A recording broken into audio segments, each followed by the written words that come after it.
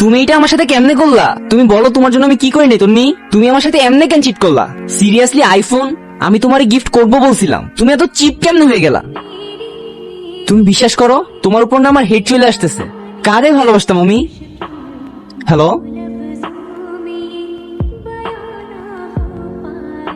এমনই হয় ব্রাদার, আপনি আপনার লাইফে যাদেরকে সবচেয়ে বেশি ট্রাস্ট করবেন তারাই সবার প্রথমে চাকু মারে।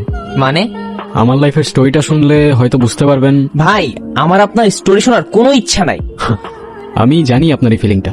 খুব কাছের মানুষগুলো যখন বদলে যায় না, সহজে মেনে নেওয়া যায় না। কিন্তু প্রথম দিকে লাইফটা অনেক সিম্পল ছিল। ফ্রেন্ডস ছিল, কাছের মানুষজন ছিল, ফারিয়া ছিল। কি চুপ করে থাকার জন্য দেখা করতে আসছো? আচ্ছা তোমাকে আর কতবার বলবো, আমার এক কথা বলতে আর ভালো লাগে না। কোন কথা বারবার বলতে ভালো লাগে না? দুদিন পর পর বিয়ের প্রপোজাল আসতেছে, আমি আর কত থামাইতে পারি? তোমার বাসায় বারবার এত বিয়ে আসে কেন? আর তোমার এই যে ছেলে টেলে দেখতে আসে, এগুলো আমার সহ্য হয় না। আমি কি করব? আর কত আটকাতে পারবো আমি? আমার এখানে কিছুই করার নাই। মাত্র ভার্সিটিটা শেষ হয়েছে, আমার তো একটু টাইম দিবা তাই না?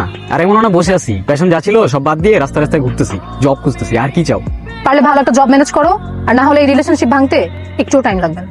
কিন্তু তখন আমার হাতে সময় ছিল খুব অল্প। ও প্রতিদিনই আমাকে বলতো একটা জবের জন্য ট্রাই করতে। 50-60 হাজারের নিচে তো ওর ফ্যামিলি সওদা করবে না। এই বুঝি আমার থেকে ওকে নিয়ে গেল। মনের মধ্যে সবসময় একটা ভয় কাজ করতো, কারণ আর যাই হোক আপনি যাকে ভালোবাসেন তাকে অন্য কেউ টাচ করবে, এটা মেনে নেওয়া সত্যিই পসিবল হয় না। তোমাকে রাতে কতবার কল দিছি আমি, কল পিক করো নাই কেন? আর এতগুলো যে মেসেজ দিছি, একটা মেসেজেরও রিপ্লাই করো নাই। তুমি খালি তোমার দিকটাই দেখতেছো, তুমি ভালো করেই জানো আমি কেন রিপ্লাই করতে পারিনি। আমার সিচুয়েশনটাও তো একটু দেখো। ও আমি আমার দিকটা দেখতেছি, তুমি আমাকে সেলফিশ প্রুফ করতে চাইতেছো তাই না? আমি তোমার সেলফিশ কখন বললাম? প্লিজ কথাগুলোর এমনি তুমি টুইস্ট করো না। তো বলো আমাকে যে কি এমন মহৎ কাজ করতেছিলা যে আমার মেসেজে রিপ্লাই করতে পারো নাই? জবটা হয়েই গেছিল, কারণ আমার এক্সট্রা স্কিল হিসেবে গ্রাফিক্স ডিজাইনটা ছিল, কিন্তু স্যালারি 12,000 টাকা। কি? তোমার মাথা খারাপ হয়ে গেছে? 12,000 টাকা? 12,000 টাকা দিয়ে কি হয়? ফারিয়া তুমি এত চেঞ্জ কিভাবে হয়ে গেল? কিভাবে এত চেঞ্জ হয়ে গেল? তুমি তো আগে বলতা আমার যে কোনো সিচুয়েশনে তুমি অলওয়েজ সাপোর্ট করবে। অযথা কথা বাড়ায় লাভ নাই। তুমি আমাদের জন্য কিছু করতে পারবা কিনা সেটা আমাকে এখন ক্লিয়ার করে বলে দাও। আমাকে আর কয়েকটা দিন টাইম দাও প্লিজ। I am sorry. পরশু আরেকটা ইন্টারভিউ আছে, কোম্পানিটা ওয়েল নোন আর স্যালারিটাও ভালো। এটাই কিন্তু শেষ। আর মনে রাখো, একটা হ্যান্ডসাম স্যালারি মানে 50-60 হাজার টাকা এমন না হলে কিন্তু আমার বাসা থেকে মানবে না। আচ্ছা আমাদের নেক্সট কবে দেখা হবে? যদি জবটা পাও শুধুমাত্র তাহলেই দেখা করতে এসো, আদারওয়াইজ এটাই আমাদের শেষ দেখা। কিরে এতক্ষণ ধরে কি ভাবতেছস? তোর একটা কোশ্চেন করি, কর। মিডল ক্লাস লাইফটা এত কমপ্লিকেটেড কেন বলতো? জানি না। কারণটা আমিও জানি না, কিন্তু এই কমপ্লিকেটেড লাইফের একটাই সলিউশন, টাকা। শোন তোর একটা কথা বলি, মানি ক্যানট বাই হ্যাপিনেস। তোর লাইফে এখন ওই সিচুয়েশনটা আসে নাই তো, এই জন্য বুঝতেছস না। শোন তোর একটা কথা বলি, দিন শেষে টাকাই কাজে লাগে। আর আজকে না হয় কালকে টাকা তো তোরে কামাইতেই হবে। পকেটে নোট না থাকলে না কেউ পাশে থাকে না। শোন টাকার জন্য লাইফে যত স্ট্রাগল করতে হোক অলওয়েজ রেডি থাকিস, অলওয়েজ। আর কি জন্য বললি money can not by happiness? তোর এইসব ফিলোসফি তোর পকেটে রেখে দিস। দিন দিন লাইফটা অনেক কমপ্লিকেটেড হয়ে যাচ্ছিল। সবকিছুই বুঝলাম, কিন্তু আপনার এই অবস্থা কিভাবে হলো? এই অবস্থা বলতে মানে ব্লাইন্ড। সেদিন ইন্টারভিউর জন্যই যাচ্ছিলাম, মনের মধ্যে অনেক বড় একটা ভয় কাজ করতেছিল ফারিয়াকে হারানোর।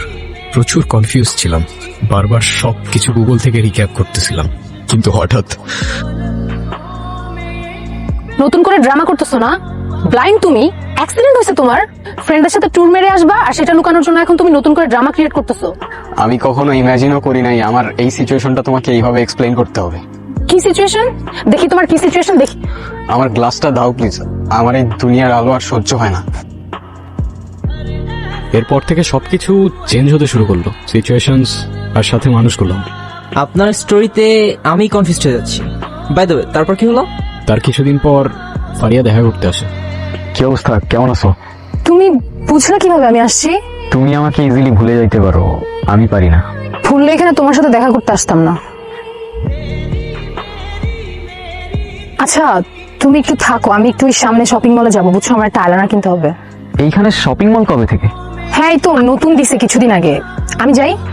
আমার সাথে যাও, আমিও যাই। তুমি বুঝোই তো এখন। ও আচ্ছা, হ্যাঁ সরি, মাথায় ছিল না। আমি তো এখন। আচ্ছা তুমি ওয়েট করো, আমি যাই। আচ্ছা আমার একটা হেল্প করতে পারবা? কি? আমার ফোন থেকে সোহানকে একটা কল দিয়ে দিতে পারবা? আমি ওর নাম্বারটা খুঁজে পাচ্ছিলাম না। হ্যাঁ দাও, এই নাও। তুমি এখানে আসছো কেন? তুমি এখানে কেন? তোমার না বলছি ওর সাথে দেখা করবো না? তুমি কি আমার সাথে ডাবল গেম খেলতেছো? আমি তো চাইতেছি ওর পিছু ছাড়াতে, পারতেছি বলো? ট্রাই করলেই পারো। মানে কিভাবে? তোমার কিচ্ছু করতে হবে না, আমি সব সেট করে রাখছি। Just তুমি আমার কথাগুলো শোনো, আমাকে ফলো কর।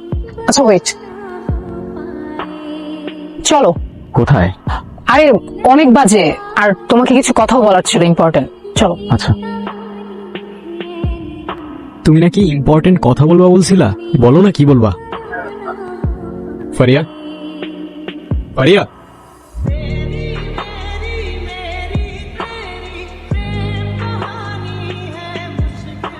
ইম্পর্টেন্ট কথা আমি বলতেছি তোরে। ফারিয়া আমার গার্লফ্রেন্ড, ওর আশেপাশে যাতে তোরে না দেখি। ট্রাস্ট মি ব্রাদার, আজকের পর থেকে আশেপাশে না, সব জায়গায় শুধু আমারই দেখবা।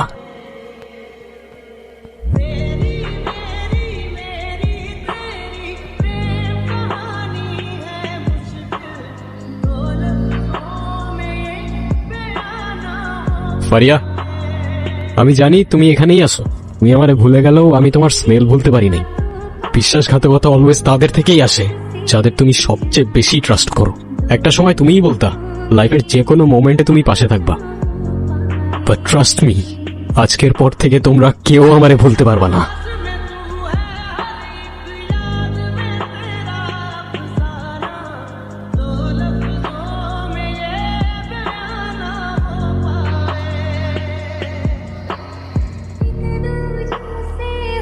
এই দুনিয়ার মানুষগুলার ইমোশনস অনেক সস্তা।